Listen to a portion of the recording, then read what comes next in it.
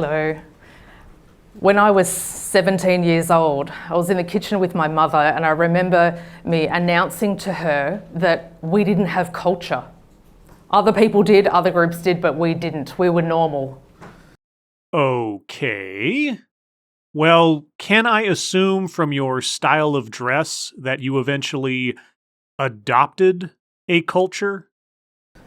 And it makes me think about why I would have even said that we don't have culture. Given that I'm a sixth generation Australian with an Anglo-Celtic background, I had culture. I just didn't have to go around my day having to define myself or justify my cultural background. That's the privilege that comes with being in a majority group, isn't it? Wait, what? Everyone has the privilege of not having to justify their culture or cultural background. It either matters to you or it doesn't. You can decide to express it openly, or you can decide not to. It doesn't matter what that cultural background is. Heck, you don't even have to acknowledge your cultural background as a part of your life if you don't want to. But I love it with that last condescending remark about the privilege of the majority that our speaker is setting herself as morally superior and apart from everyone else. I was so far removed from what being Australian meant to me in terms of my views, my worldview, my relationships with others, my style of communication, my relationship with the land, so far removed, that really all I could tell about Australian culture was the stereotypical beers, barbecues, beaches, and not much more.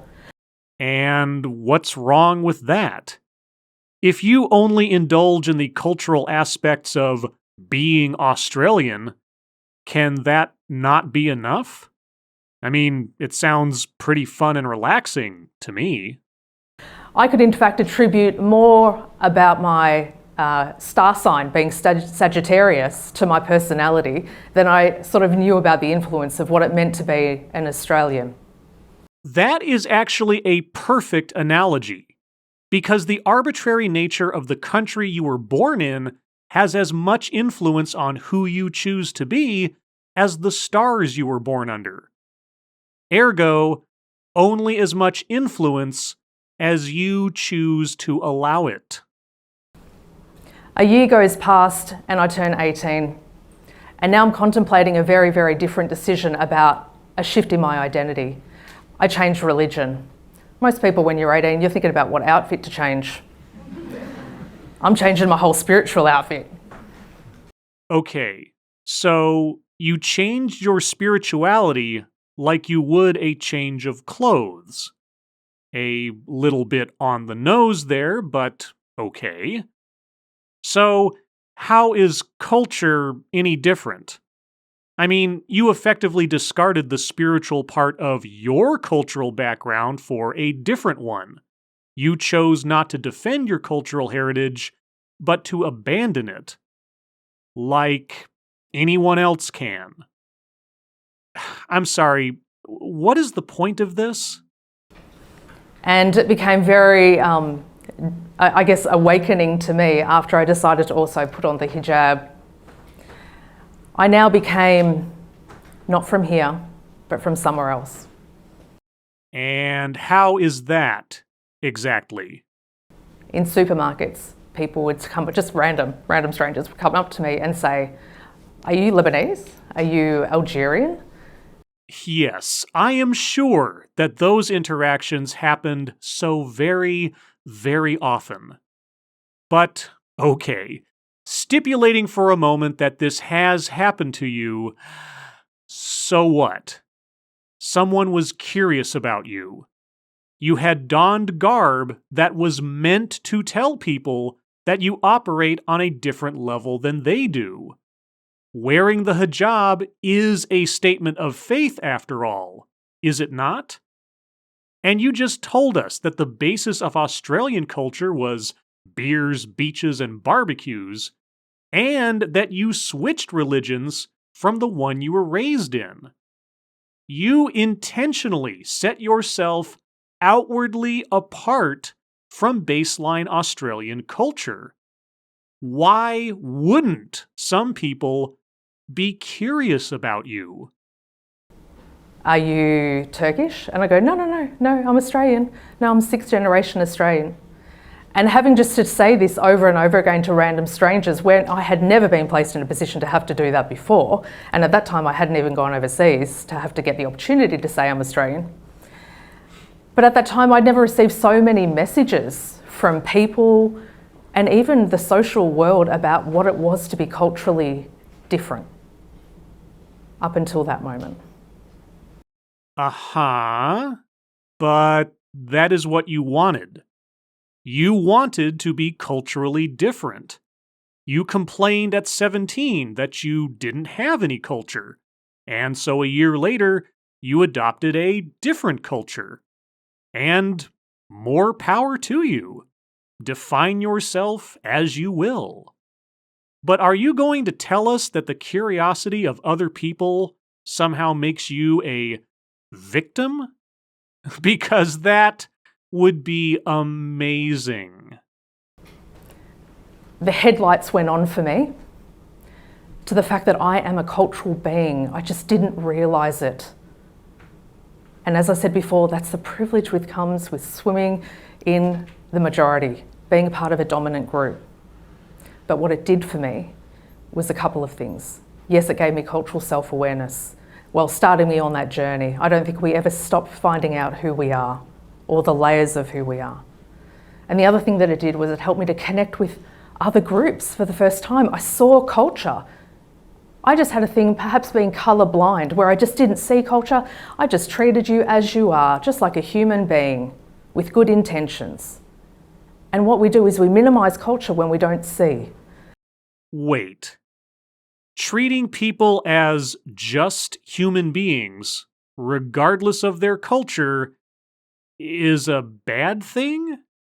Or it is not enough? You decided as a white woman to dress in garb that broadcast you as belonging to a culture not readily common among white women in Australia. People asked you where you were from. They wanted to find out more about you. They were, in fact, asking about you because they distinguished you by your culture. They were, quite literally, not blind to your chosen culture. So, what are you even complaining about? What it also did was spark an insane curiosity in me to delve more deeply into what cultural similarities and differences actually mean. And today that's what I'm here to share with you, is some ideas about culture, and hopefully by the end of it, getting you to see yourself as cultural beings and to spark a little bit more of a curiosity to see what's right in front of you, in fact, what's right around you in the room today. We're not cultural beings any more than we care to be. You are a living example of that. You decided Australian culture, and that kind of identity, equated to an absence of culture, or at least an uncomplicated one by your standards. It did not satisfy you, so you changed your lifestyle. That was your choice. It is not necessary for anyone to define themselves, or anyone else, by either their expressed or their assumed culture. I'm going to show you some images to get you to start thinking about culture. So here we have some fish. They're multicultural fish, that suits our audience quite well. And what's the metaphor behind this? Like a fish to water. So we're swimming in something and it's just invisible to us like water. I often describe culture like wearing sunglasses on our head. You forget that they're there. And you're like, where am I? Oh, they're on. Okay, they're on. And that's culture. It doesn't matter what cultural background you have, you just do what you do. You make decisions, you go about your day, you think, you see the world in a particular way, you communicate. You don't realise you're even doing it, and you certainly don't realise it's part of your cultural background. I attributed all of that to my individuality. Okay, sure. You exist within a culture, a way of living, a set of laws and customs that are common and or inherent to the place that you live and the people that you live among. And what is normal for you in your own pond might be radically different in another pond. Got it. Let's have another look at a different picture. Like a fish out of water. Definitely how I felt when I first put on hijab, like a fish out of water. Even though it was such a committed, passionate decision of mine to do so. But like a fish out of water, I felt. But there's another meaning for this metaphor which I particularly like, which says, a fish doesn't know it's in water until it jumps out of it. So, culture is the unnoticed common denominator among a people. But you decided to make yourself a fish out of water. You decided to change your lifestyle to one that was apart from the norm. So, why were you either shocked or offended by people being curious about you again? Why would you seemingly hold against them their curiosity over your self-admitted deviation from common experience? Yeah, a fish doesn't know it's in water until it jumps out of it. You don't realise how Australian you are until you go overseas. And I don't mean Koodabarli, with all the other Australians. You need to go a little bit more remote than that. Yeah? Okay, I don't get that joke. But then, I'm not Australian. It's almost as if I'm aware that I am from a different culture. Going overseas and having, or even just being local. It could be in your workplace, you could be a minority, you could be the token female on a board. Well, that is one way to both diminish a woman's accomplishments and or support the notion of a system based on diversity versus one based on merit. But having that experience of a minority is a catalyst for some level of self-awareness if you choose to look. Speaking of going overseas, last year my husband and I took our kids to Turkey. I'd been there a few times before. My kids had not. And we were at a resort, which was quite lovely, and we were doing breakfast with all the other tourists, local and international. And as I'm sitting there, because I'm such a geek and so fascinated about culture, I'm observing. I'm observing how other families are doing breakfast. And what I notice is that all the very visibly white Anglo families from perhaps European countries, they're all individually serving themselves, putting plates for themselves with one of this, I'll have one of that. Uh-oh. Is this going to be a situation where everyone who is non-white behaves in a more acceptable way than white people behave? Because that would be hilarious. But what I noticed was different was how the Turkish families and even Chinese families were serving their breakfast. They'd be sitting at a table, there'd be one designated or two designated adults, and they would go up to the breakfast buffet and they would get plates of like produce, small plates of olives, tomatoes, simit and pastries, cold meats, cucumbers, dip, big pot of tea, and take it back to the family to share in collectively. So what am I seeing here? I'm seeing individualism and collectivism playing out in front of me. What's that? It's the way that we organise ourselves in groups. It's a little bit like this. Huh. So, if I am understanding our speaker's point here, white people endorse personal responsibility, non-white people endorse a dependence on others to make their decisions for them. I wonder which of those two outlooks our speaker prefers. We raise our children in very individualist countries such as the US, the UK, New Zealand and Australia in a way that enables them to feel that they have a greater sense of independence, as opposed to collectivist groups which are predominantly from across Asia, Middle Eastern countries, some European countries that have high level of collectivism according to Hofstede's dimensions. And there's a high level of interdependence, close-knit families, and that's reflected in breakfast. But why is it so important to know about cultural differences and similarities? Well, I can think of a few reasons, but then I'm just an oblivious fish swimming in the sea of my ingrained and unenlightened culture. So, what do you think is important about comparing and contrasting different cultures? To reduce unconscious bias? Yeah, it's a popular phrase right now, to reduce unconscious bias. To reduce what we don't know, unconscious incompetence. Perhaps in a workplace that's a good setting. We don't know what we don't know. But there are also unknown unknowns. How very astute of you. And it is meant to reduce unconscious bias, you say. So, I suppose your very conscious bias against Australian and or Anglo-Saxon cultures is perfectly acceptable then? Got it. We might be offending people and we don't even know because people are polite and they're not going to tell you necessarily. So be paranoid all of the time and assume that anyone who is at all different from you possesses a fragile self-esteem. Got it. Unless it's a really big stuff up from a business point of view, or you're seeing something and it causes a relationship breakdown. What we tend to do is we minimize culture, we minimize the influence of differences because we interpret each other's thoughts and opinions through our own lenses. And if we minimize, we don't see culture, but we can also exaggerate it. Okay, stop. What is wrong with not seeing culture? What is wrong with, as even you said, treating everyone as human beings first and foremost? Why do I need to judge someone on their culture?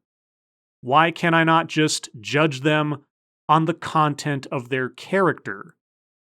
Why does our speaker need us to care about her culture before knowing anything about her? So if I had a conversation with you, you might go, oh, Monique's she's just like me. And you don't even see the fact that I'm wearing a hijab. You don't use that as a cue to tell you that I'm Muslim and maybe I see the world slightly different to you. Or you exaggerate it and all you see is my hijab. That's all you see. And now you have a whole lot of judgments and assumptions about who I am as a person. Well, which is it? Do you want people to come at you as you are and to not judge you on how you present yourself? Or not? I mean, asking you where you were from was apparently a problem for you. People saw you as you presented yourself and made an assumption that you were not perhaps native to Australia. They were not blind to your culture, but neither did they just dismiss you and assume to know everything about you because of your expressed culture. So, what are you complaining about again? It only takes one piece of information to help us to think about that we could get things wrong. Here's a company. They're trying to sell cola. They produce a really big billboard and put it on the side of the road. What's the message being said?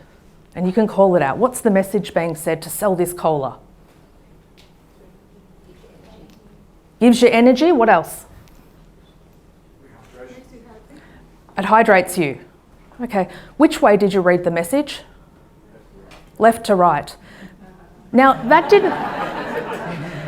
This billboard was actually in an Arabic-speaking country. So what was the message? You're running, you find cola, you die.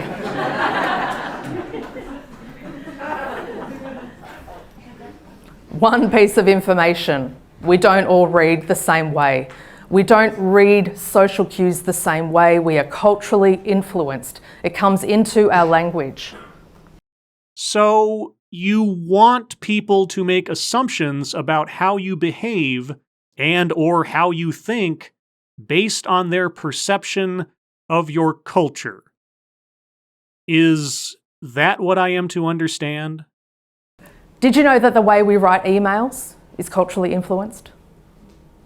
The way that we communicate to each other is culturally influenced.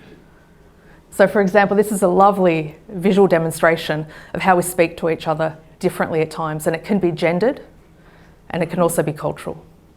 You might think of someone in your world who's very direct. If we're too direct, what are we? A bit blunt. But direct communicators are also quite task focused. So in an email, that's me, it's totally me. I forget the hi, how are you? I go, okay, so we need to solve this problem. What's happening with blah? And hi, how are you? Let me soften that. Okay, I have to be more conscious to be a little bit softer in my directness. So everyone from the same culture writes emails in the same way. There is no individuality in thinking or behavior within the same generalized culture. Got it. And on the other side here, we have indirect communicators where if in an email, it might be, oh my God, what are they trying to say? Can you get to the point? Is there a point? When are you going to get to the point? The indirect communicator is actually just building relationships with you. You see that they might be beating around the bush, but no, they're just trying to get to know you and to build a relationship so that they trust you. There's so many things that are right in front of us, but we don't understand the differences, and when we don't, we put it down to intellect or personality or mood. Think about how you do this in a team. He's just in a bad mood. I just don't get the way that this person's speaking to me. I don't understand them. Okay, what's wrong with me? It's not. There are layers of culture. We've got to go below the surface, below what you see, to things like cultural dimensions. No, we don't. One's culture is one's own personal business. Your religion, your personal customs, your personal eccentricities are neither my concern or my business unless or until you make them my business, particularly in a work environment. We are there to work. If someone is angry or frustrated, it is not my job to dissect what they might be thinking or how they might be behaving based on what I might believe about their culture. That diminishes them as an individual and just turns them into a stereotype. Your culture should not be a puzzle that I need to solve at the workplace. If you've heard of IQ, I assess for IQ. It's our cognitive intelligence is relatively stable over time. You might have heard of EQ, emotional intelligence, our ability to participate effectively in relationships. And as we know, just hanging around other human beings doesn't give you high IQ. And being in close proximity to people from multicultural backgrounds does not give you CQ, cultural intelligence. Cultural intelligence is a measurable capability to function effectively across various cultural contexts. For so many years, people were so interested to know about who I am and what it is to be Muslim that I went around doing cultural awareness seminars. Let me tell you about me. But did that change the relationship? Does that change the relationship between me and you, for you to know more about me? Yes, a little bit. But if I dig deep to find out in clinic about who a husband is, for example, just knowing about him, does that change the nature of the couple? No, it doesn't. Oh, wait a second. Does knowing about the husband change the nature of the couple? Well, no. But if I know something about you, that may change our relationship one to another. I must be missing something. You have to see yourself as part of a dynamic, and that's why I love the concept of cultural intelligence. So, you cannot gain cultural intelligence by spending time with people from other cultures, and you also cannot gain cultural intelligence by listening to someone speaking about their culture directly. So, no matter whether it is indirect or direct inquiry about another culture, you'll never really understand that culture. So, if nothing I do is going to be good enough for you, then I guess I'll always be at a disadvantage when you decide that your culture puts you in a superior position to my own. Got it. It starts to embed in our mind that we have to all step up and be responsible for the type of relationships that we want, whether there's an intercultural dimension or not. So, without cultural intelligence, we are not responsible for the types of relationships we want? Okay, so in the absence of cultural intelligence, then who is responsible for the types of relationships we want? I am dying to know the answer to that question. So what is it? It's a set of capabilities. It's not just one thing. Yes, it can be measured, which is what I like about it. It's an evidence-based construct. It's a set of capabilities that have been proven to predict success in situations characterized by cultural diversity. Proven to predict success. Except that whether your exposure to another culture is direct or indirect, you will not actually attain cultural intelligence. Got it. And the only companies or the only types of institutions that are really have gravitated to this over the last 20 years, because that's how old this construct is companies where their bottom dollar is at risk. Welcome to capitalism? I mean, what company does not have their bottom dollar at risk? If an Australian company sets up a company or tries to get up a project in China, unless they make intentioned efforts to learn about Chinese culture and to build relationships, they are doomed to fail. Okay, now this is the first practical thing I have heard our speaker say. Business customs and diplomacies between cultures is a very direct and a very mechanical consideration one has to make when dealing as a representative of a business entity. But in that case, we're not talking about interactions between individuals anymore, are we? We're talking about representatives for larger concerns, like shareholders and consumers. That would be collective bargaining, not personal interactions. That is a very interesting and sudden transition, given that everything we've been talking about to this point has focused on interpersonal interactions. Unless you're saying we need to see persons expressing specific cultural cues as a hive mind and not as individuals. But you wouldn't be implying that, would you? Think about the likelihood that in a country like Australia, you're going to probably be in a relationship with someone who's culturally different than you, even if you were both born here. But I thought that culture is the common waters that we all swim in, even if we are different people. Am I missing something? Or is our speaker forgetting her own talking points? You're encultured. Being born here doesn't automatically make you an individualist. If your parents and their parents and their parents and their parents were all collectivists, you are now fluent in those scripts, as well as being bicultural, having an idea about how to function in a very highly individualist society.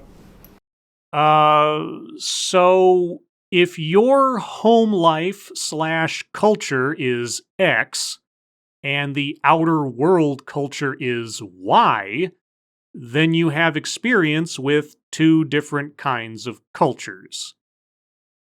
Sure, granted.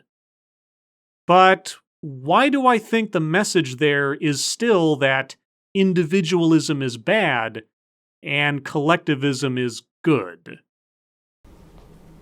This model, this is the set of capabilities. What I love about this is the construct of motivation. I wish some of our politicians were motivated to know about cultural similarities and differences without the rhetoric. Well, given that you have told us that neither direct or indirect exposure to cultures actually increases one's cultural intelligence, can you really blame anyone for not being as woke as you are? It's motivation, intrinsic. This is the right thing to do. We should be taking responsibility for the type of relationships we create. Yes, because none of us take responsibility for the types of relationships we create. Only with the panacea that is cultural intelligence do we truly become emotionally functional human beings. Got it.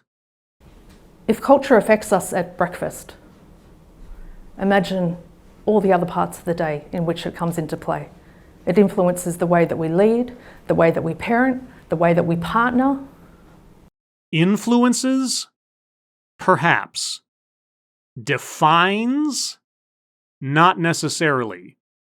And our speaker is a walking example of the indeterminative nature of native culture. But apparently, she thinks that everyone else with her same skin color is incapable of independent decision-making. Or maybe it's independent decision-making that she is afraid of. It's a little difficult to tell. I know, as a mother, I want to leave a better world for my children, and I don't want to leave it to chance when there's methodologies out there and frameworks that we can embed in schools. Embedding frameworks in schools to minimize the chances of having a world existing that our speaker does not approve of. Got it. And we can embed in social services, and we can embed in hospitals and the health system to reduce disparities. If there are frameworks there, why aren't we using it? So, institutionalizing a particular cultural ideology that shuns individualism and promotes collectivism. Got it. I'll leave you with a question. Who are you? It's a common question. But who are you culturally? You're a cultural being. Does that make it easier for our speaker, I wonder?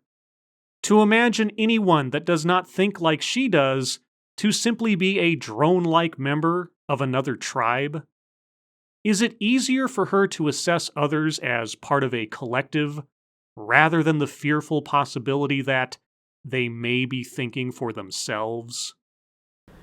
And if I leave you with one message, I am, you are, we are products of our cultural backgrounds. Thank you.